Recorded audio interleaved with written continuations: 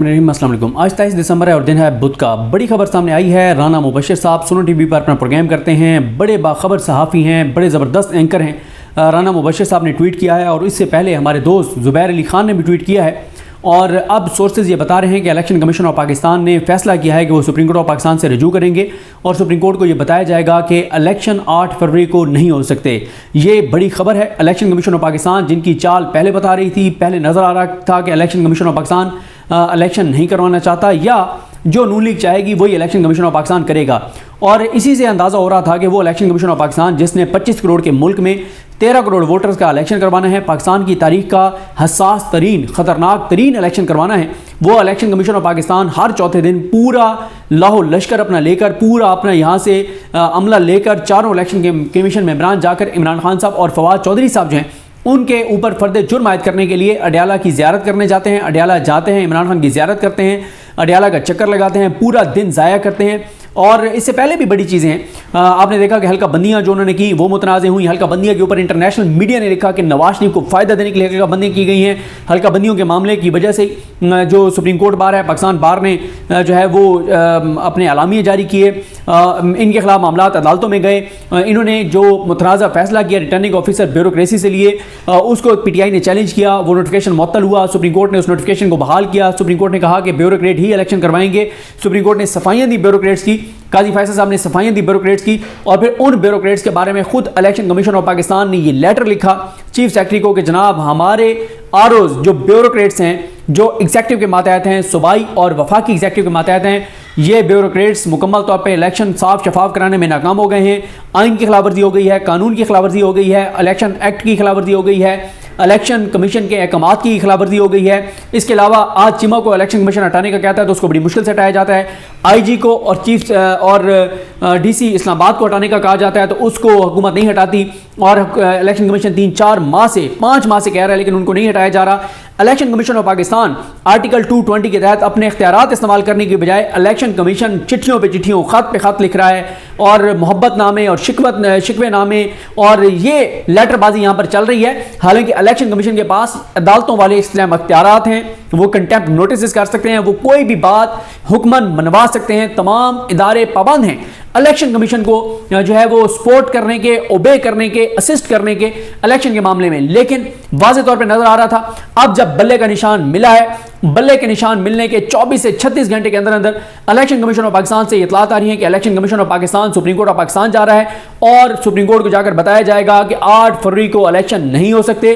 अदालतें हमारे का मामलात में मुदाखलत कर रही हैं और अदालतों ने क्या मुदाखलत किया है, बल्ले का निशान ही दिया और क्या मुदाखलत किया है। तो ये जनाब खबर है कि इलेक्शन कमीशन सुप्रीम कोर्ट से रजू कर रहा है। देखें मैं आपके सामने पहले दिन से ये अपना केस रख रहा हूं कि मुझे इलेक्शन नजर नहीं आ रहे और मैंने आपको जो सबसे तगड़ी वजह बताई थी वो ये बताई थी कि बुध का दिन था जब ये 16-17 की बात, 15-16-17 की बात है दिसंबर की। मैं एग्जैक्ट आपको तारीख भी बता देता हूं कि वो क्या तारीख थी जब इलेक्शन कमीशन ऑफ पाकिस्तान ने 13 दिसंबर को फैसला आया अली बाकर नजफी साहब का। अली बाकर नजफी साहब का 13 दिसंबर को फैसला आता है बुध के दिन। जुमेरात को इलेक्शन कमीशन सुप्रीम कोर्ट नहीं जाता, जुमे को सुप्रीम कोर्ट नहीं जाता, हाई कोर्ट नहीं जाते, हाई कोर्ट को जाके ये नहीं कहते कि अर्जेंसी है। फिर supreme court chief justice Pakistan Qazi Faisal साहब खुद बुलाते हैं चीफ इलेक्शन कमिश्नर को, बुला के ज़बरदस्ती उनसे पिटीशन करवाते हैं। उसके बाद पिटीशन में वो पूछते हैं कि अच्छा ये बताएं कि आपने शेड्यूल कहाँ है। उनके पास शेड्यूल था ही नहीं। उन्होंने कहा आप शेड्यूल कब जारी करेंगे? हम जनाब वो अपने ROs की ट्रेनिंग मुकम्मल करके जारी करेंगे। उन्होंने कहा कानून में कहाँ लिखा हुआ है? ज़बरदस्ती डायरेक्शन देकर उनसे इलेक्शन शेड्यूल अनाउंस करवाया। देखें अगर इलेक्शन कमीशन ने इलेक्शन कराना होता बुध की रात जब लाहौर हाई कोर्ट ने उनका नोटिफिकेशन मुअत्तल किया था तो जुमेरात की सुबह 10 बजे बजाय वो ट्रेनिंग रोकने के वो भाग के सुप्रीम कोर्ट जाते। 2.5 मिनट का पैदल फासला इलेक्शन कमीशन से सुप्रीम कोर्ट तक। और अगर आप जो है वो चीफ इलेक्शन कमिश्नर के कमरे से चीफ जस्टिस पाकिस्तान की अदालत तक का फासला लगाएं तो ये कोई 3.5-4 मिनट का फासला पैदल बनता है। यानी उनके कमरे से उनकी टीम निकल के चीफ जस्टिस के जो कोर्ट रूम है 1 उस तक 3.25 मिनट में इलेक्शन कमीशन के टीम पहुंच सकती थी और जाके कोहराम बर्पा कर देते कि हुजूर हमारा नोटिफिकेशन मुअत्तल कर दिया है, हम तबाह हो गए हैं, बर्बाद हो गए हैं, हमसे इलेक्शन नहीं होगा, हम ये फौरन आप इसको मुअत्तल करें। लेकिन आप तो जाते नहीं हैं। फिर जुमेरात को खबर चलती है टीवी चैनल के ऊपर कि इलेक्शन कमीशन सुप्रीम कोर्ट जाएगा तो इलेक्शन कमीशन उसको निगेट कर देता है और इलेक्शन कमीशन सख्त तहदीद जारी करता है और कहता है कि जिसने भी खबर चलाई है हम उनके खिलाफ एक्शन ले सकते हैं। और क्या कुछ नहीं कहा था इलेक्शन कमीशन ने। मसला यह है कि उसके बाद भी इलेक्शन कमीशन की चाल ढाल बता रही है, जिस तरह से उन्होंने बल्ले का निशान लिया, मुतनाज़ा फैसले किए। अब ये अच्छा फिर आप देखें कि इनके अपने आरओज लिख रहे हैं लेटर कि जनाब पुलिस मुदाखलत कर रही है। सबसे बड़ा लेटर मैं आपको बता चुका हूं, 2 लेटर सबसे खौफनाक और खतरनाक हैं। पहला लेटर जो सूबाई इलेक्शन कमिश्नर ने लिखा किसको, चीफ सेक्रेटरी को, जिसमें उसने कहा आइन भी पामाल हो गया है, कानून भी पामाल हो गया है, इलेक्शन एक्ट भी पामाल हो गया है, इलेक्शन कमीशन के अहकाम भी पामाल हो गए हैं, और आरओज का दफ्तर के बाहर तो छोड़ें, दफ्तर के अंदर भी कंट्रोल नहीं है। और जुबैर नियाजी के कागजात नामजदगी आरओ की टेबल से ऐसे उठा के चला जाता है। आरओ के दफ्तर के गेट से डीएसपी बैरिस्टर उमैर नियाजी के वालिद जो रिटायर्ड जज हैं, बड़ी अच्छी शख्सियत के मालिक हैं, उनसे कागजात छीन के भाग जाता है। और अब इस वक्त तायद कुनिंदा, तजवीज़ कुनिंदा, उनको 40-45 तजवीज़ कुनिंदा, तायद कुनिंदा जो है उनको गिरफ्तार कर लिया गया है। उनके घरों पर छापे मारे जा रहे हैं, कागजात नामजदगी रिजेक्ट करवाए जा रहे हैं, और ये सारी चीज़ें हैं। देखें बल्ले का निशान पीटीआई को मिल गया है। पहले राउंड में पीटीआई कामयाब हो गई है। पीटीआई के साथ जो कुछ हुआ है उसके बावजूद पीटीआई कागजात नामजदगी सबसे ज्यादा जमा कराने वाली पार्टी बन गई है। और यह भी मैं आपको बता दूं, ये जो फिगर आए कि पीटीआई के हमायत याफ्ता या पीटीआई के टिकट लेने के ख्वाहिशमंद 2400 लोगों ने कागजात नामजदगी जमा करवाए, ऐसा नहीं है। इनकी तादाद बहुत ज्यादा है, बहुत ज्यादा है, 2400 नहीं है। पीटीआई के बाद जो फिगर है वो इससे बहुत ज्यादा है। मैं कोशिश करूंगा कि पीटीआई से एग्जैक्ट फिगर मिल जाएगी उनके पास क्या है कि कितने लोगों ने उनके कागजात नामजदगी जमा कराए हैं। फिर इमरान खान साहब का नाम उसे गायब कर दिया गया पार्टी सरबराहान की लिस्ट से। फिर पीटीआई की वो जो मखसूस नशिस्तों की लिस्टें हैं वो एंटरटेन नहीं की गई। अब पेशावर हाई कोर्ट ने कहा है कि जनाब आप फौरन जो है वो बल्ले का निशान दें, उसके ऊपर भी टाल मटोल की जा रही है। तो ये इलेक्शन कमीशन की चाल ढाल नहीं बता रही थी पहले भी कि ये इलेक्शन कराना चाहते हैं। और अब जब ग्राउंड के ऊपर बच्चे को पता है, हर पाकिस्तानी को पता है कि आप पुलिस को कहें कि बंदूकें लेकर खड़ी हो जाए और कहे कि जो बल्ले के ऊपर ठप्पा लगाएगा उसको हम गोली मार देंगे, फिर भी लोगों ने नहीं रुकना, या वो कहें कि शेर पे निशान लगाओ वरना गोली मार देंगे, फिर भी पुलिस की किसी ने बात नहीं मानी, लोगों ने कहना कि गोली मार दो, लेकिन शेर के ऊपर हम ठप्पा नहीं लगा सकते। जो इस मुल्क की तबाही और बर्बादी नून लीग ने 18 माह में की है, उसके बाद कोई भी पाकिस्तानी जिसके अंदर एहसास है कि मुल्क को तबाह करने वाले कौन लोग हैं, तो वो शेर के ऊपर तो निशान नहीं लगा सकते।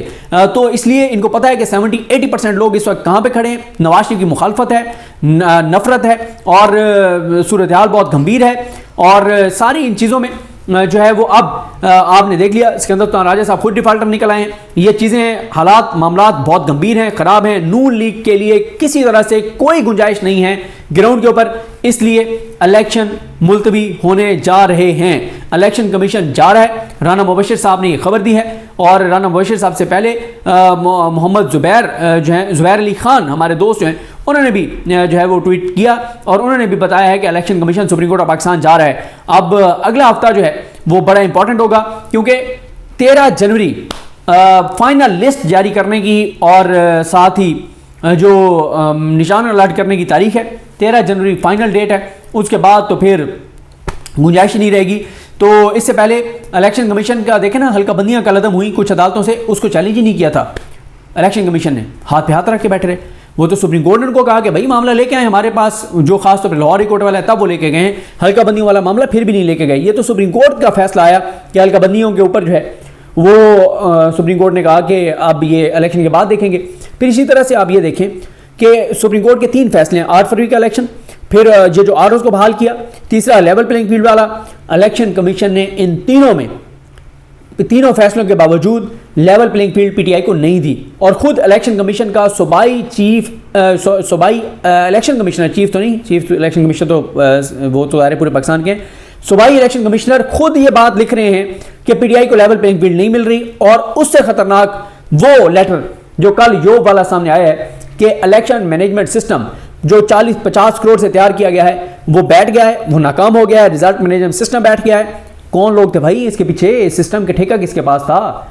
बताया जा रहा है कि नून लीग की कोई शख्सियत है जिसके पास ये सारा ठेका था, जिसने ये सारा काम डाला है। तो ये बड़ी एक सूरत हाल है और सूरत हाल जो है वो बदल रही है तेज़ी से। और अब ये पता चल रहा है कि election commission supreme court of Pakistan जा रहा है और काजी फैसल साहब भी तब तक आ जाएंगे।